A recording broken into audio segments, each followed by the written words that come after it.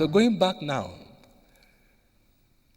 to where we stopped in Genesis chapter 24, like I said, Abraham knew what God said, that he would make a helper fit for him, the right one.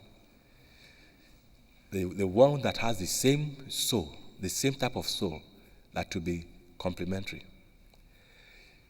The one that has the same type of background, righteous or holy background.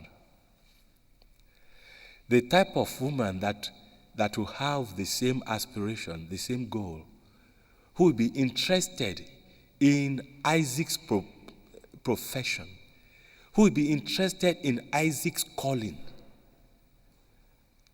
There are so many wives of pastors today that are the problem with the church. They are not interested in pastoral work, but they are interested to become Mrs. Pastor. They will share in the glory. Nowadays, some of them, they even want to take over from the pastor because of the publicity. They have taken the art of preaching to reading the news. Here is the news read by Reverend and Mrs. Reverend. So what people do today is to read the good news. No. Helper fit for him. The wife of A must be interested in the job of A. And their children will inherit such things.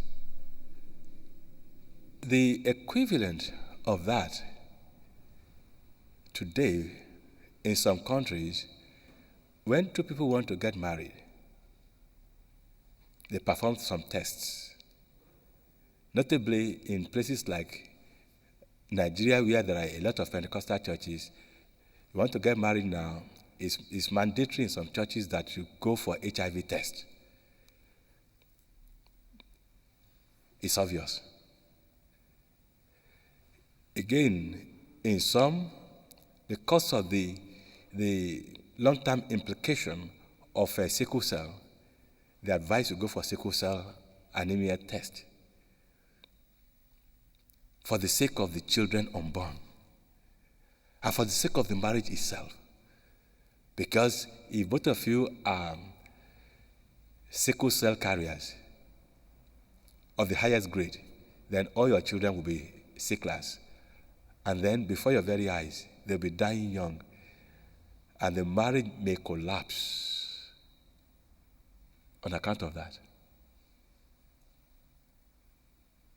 And also, in the African tradition, when two people want to get married, they will make inquiries from different sources.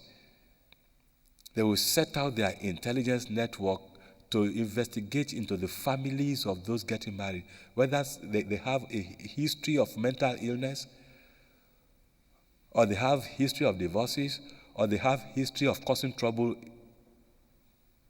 in the nation, or history of quarreling. All the female in that place, they have always been fighting, or the male in that place, they have always been beating their wives. When they discover such history, it's a no-go area. Sorry, my child, you can't go to that family. They are all looking for what? Complementarity. And it is sensible. And I will advocate that as well. Because what makes a marriage is not the bed. And if the bed had been the core point of the marriage, then no marriage should have broken up. But more marriages are broken up than marriages that are standing. And most marriages that are standing only on one leg. Why? All the other ingredients that will have made for good marriage are lacking. So, that's why Abraham told his servant, this is what you should do. And the servant naturally was apprehensive How will it be? And Abraham did not only pray for him before he left, he told him some words that the man never forgot. And he used. And that is one of the key points that you must note so that you can stand by the roadside of your life and look at this ancient path that servant took, and you yourself copy it. Then you find rest for your soul. In his own words, when he was given an account, that chief steward, when he was given an account of his last conversation before he went to look for a wife for the child, he recalled what Abraham told him in verse 40 of Genesis 24. Genesis 24, verse 40. But he said to me, the Lord, before whom I walk, will send his angel with you and prosper your way. And you shall take a wife for my son, from my kindred and from my father's house. Then you will be free from my oath when you come to my kindred. And if they will not give her to you, you will be free from my oath. That is the clue. If you are looking for a wife yourself, or you are looking for a husband yourself, or you have asked your uncle or your father or your mother to look for a wife for you, that's the clue. The Lord before whom I walk will send his angel with you and prosper what? Your way. Because he's looking for the ancient way. He will prosper your way, and you shall take a wife for my son. In verse 7, Abraham said, the Lord, the God of heaven, who took me from my father's house and from the land of my birth, and who spoke to me and swore to me, to your descendants I will give this land. He will send his angel before you, and you shall take a wife for my son from there. So there's a role for the angel of God to play here. There's an angel of God that has a list of all the unmarried women and a list of all the unmarried men that they are supposed to marry.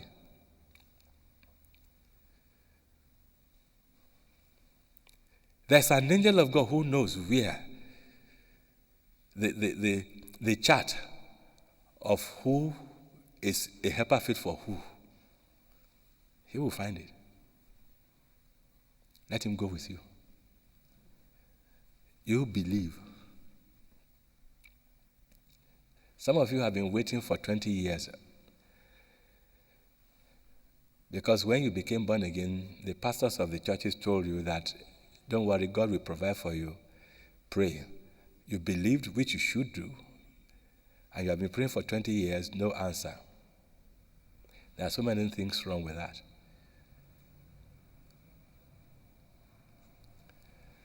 And those pastors, in fairness to them, they prayed, but they didn't get an answer because they prayed wrongly. They didn't pray well. I myself, I have prayed for people in that regard. In some cases, I got answers. Some took the answer, some did not. And in some other cases, I didn't get any answer. Many times we pray wrong. And that's why we don't get answers. And many times we take the commission from people that, don't worry, we'll pray for you. But as soon as they go, we dump it. We never do pray. That's the honest to God truth. Those who are honest among you, servants of God, you will know that what I'm saying is true. Either because of negligence or because of our commitments, we are too busy. But the people who have asked us to pray for them, they'll be waiting.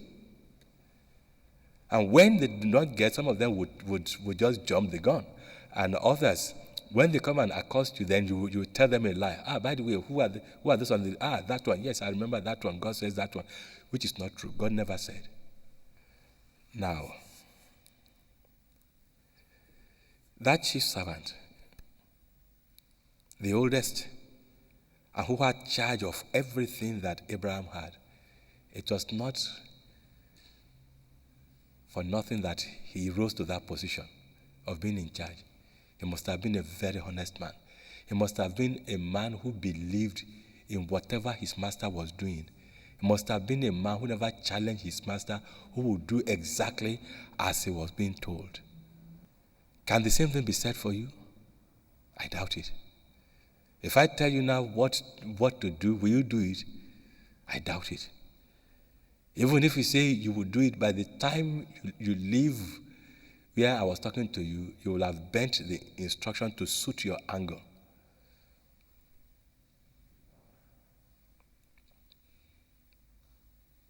The first thing that this servant did was he admitted he did not know.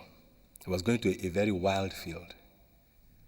2, he had no bias whatsoever in his mind, in his soul, in favor of any woman or against any woman. Naturally, he could not have had, because he has not even met any of the young girls there. So he was being sent into unnavigated territory. What we are discussing tonight is different from the practices of Africans in London, where they imported wives through DHL. That's a different ballgame. Don't import wives through DHL. Nigerians here will understand that expression, because most of those imported wives, by the time they get here, some of them, by the time they spend 1 year with a man or two, their eyes get opened and they run away. As soon as they get indefinite stay, their behavior would change. So somebody that you imported to be a helper fit for you will now become your greatest antagonist. And the same thing has happened the other way around, where girls here who have studied and have qualified but no suitable husband here, and a decree had come from their parents at home to come home. They have found for them young man, and the young man who was thinking very smartly that, if that is an opportunity for me to go abroad, why not? So he will tell you all the sweet words of love, whereas in his heart, what he wants is to be a British. So you will import him, and then he will come here. He will lord it over you. As soon as his papers are renewed, you are out.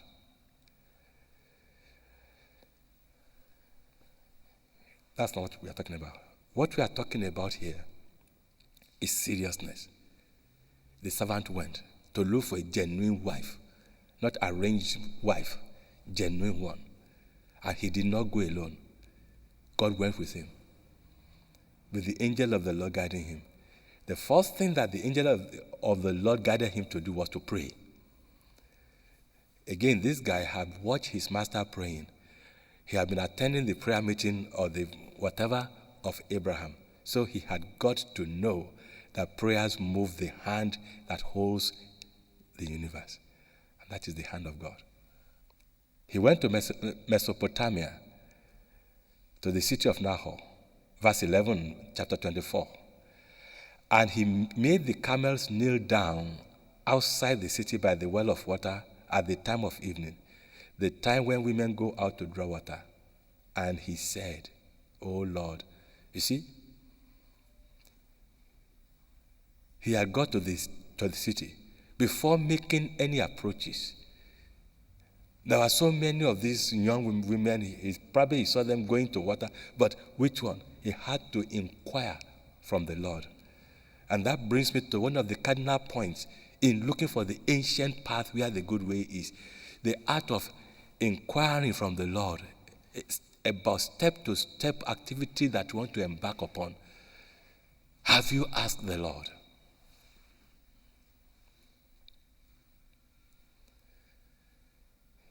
This man knelt down. He was not even the only one that knelt down. the camels that were his companion also knelt down. The Bible said he made the camels to kneel. Well, people will say, okay, to get down from a camel, the camel has to kneel. But I'm reading it more than that. All his young men, everyone, they knelt before God. And he said, look at the simple prayer, "O Lord, God of my master Abraham." Look at the expression. He never claimed that God to be his own, because it would be arrogance. He knew the closeness between God and his master. Although he himself was a believer, but he dared not claim that closeness. Nowadays, it is very easy for every one of us to declare ourselves as men of God, as sons of God, as agents of God, as everything of God. One of the things that Christians boast about is the sonship. Oh, we are sons of God. We are not slaves of God.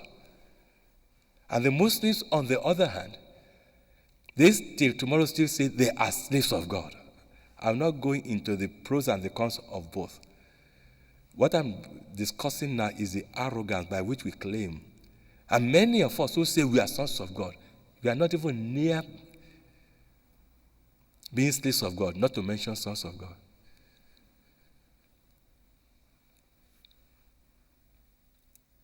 This man, he did not claim to have a rapport with God.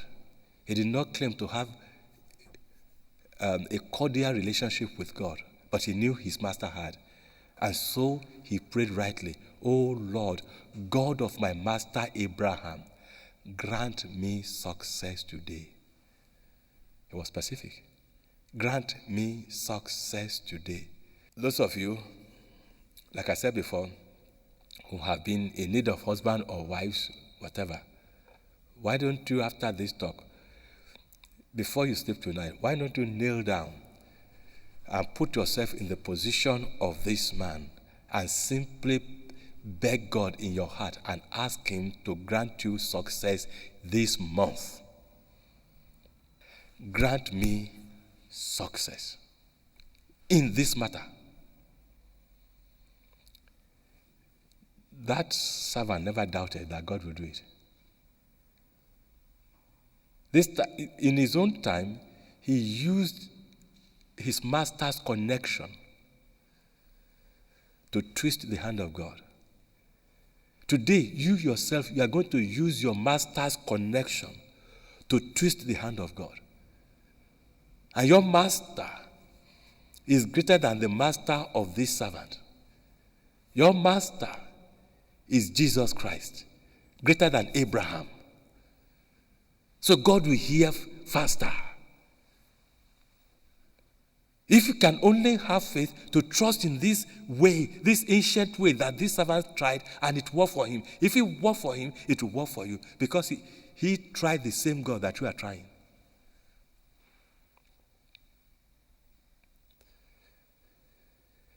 He continued in that verse 12, "I pray thee, and show steadfast love to my master Abraham." Show steadfast love to my master Abraham. Again, you will pray like that. God, not Jesus. God, show steadfast love to my master Jesus, who said, "Whatever I ask you, you will give me." Jesus said, "If you ask anything in my name, without any doubt at all, I will do it for you." For reference, I just give you one Bible quotation to support that, for you to be convinced that that's what Jesus said. Matthew 21, verse 22. Jesus said, "And whatever you ask in prayer, whatever you ask in prayer, you will receive if you have faith. Operative words, whatever you ask, prayer, you receive. If you have faith. Earlier than that, in verse 21, Jesus said, truly I say to you, if you have faith and never doubt, if you have faith and never doubt, you will not only do what has been done to the fig tree, but even if you say to this mountain, be taken up and be cast into the sea, it will be done. It was the faith of Abraham that was transferred to all those that he ministered to, including that servant that we have been talking about. Faith of our fathers, holy faith. And Paul spoke about that faith in Hebrews chapter 11. He said in verse 1, now faith is the assurance of things hoped for. Faith is the assurance of things hoped for. The conviction of things unseen. Verse 2, for by it the men of old received divine approval. That's why we are going back to the men of old, the history of the men of old. Ancient parts, where these people, how they managed it to convince God. They received divine approval. They believed what they have not seen. They were sure that if they ask God, they will receive what they have not seen. By faith, we understand that the world was created by the word of God, so that what is seen was made out of things which do not appear.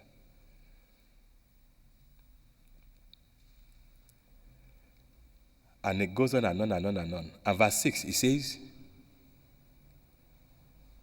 and without faith,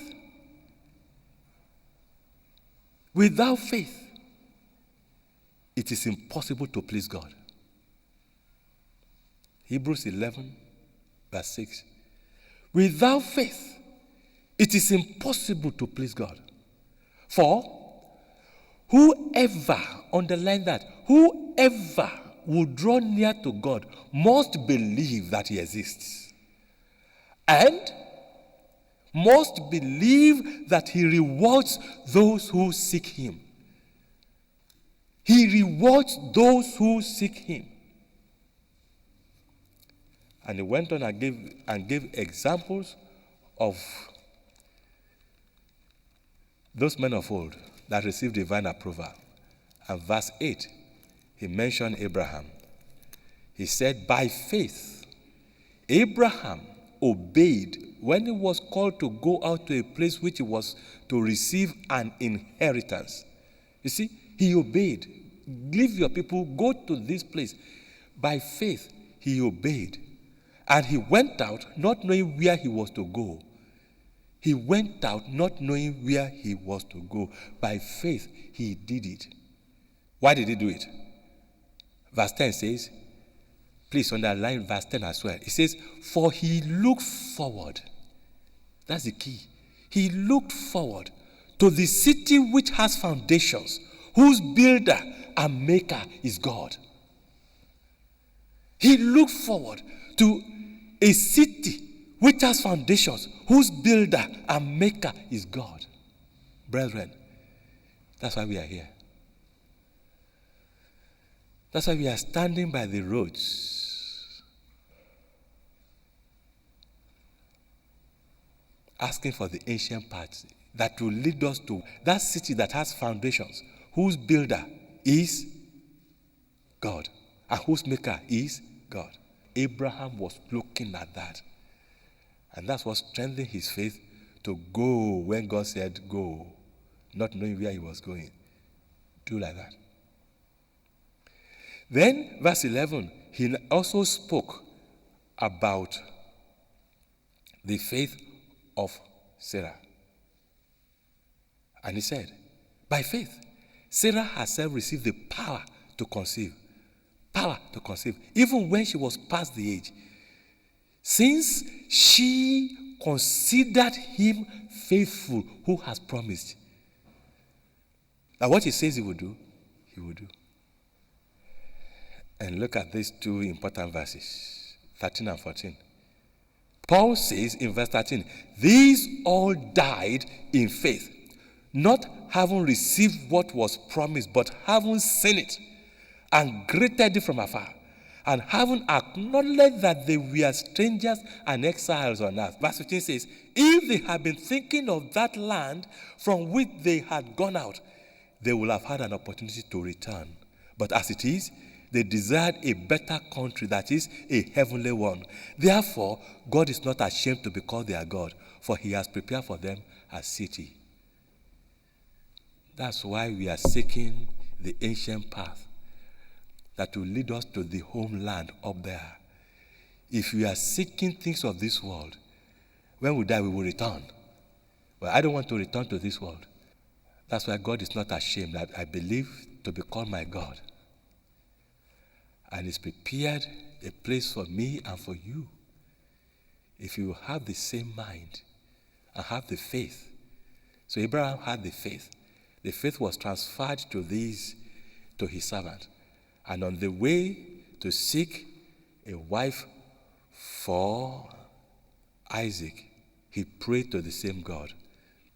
And in the next episode, you will hear what God had to say to him and how he did it. Then you will also be able to do it like that.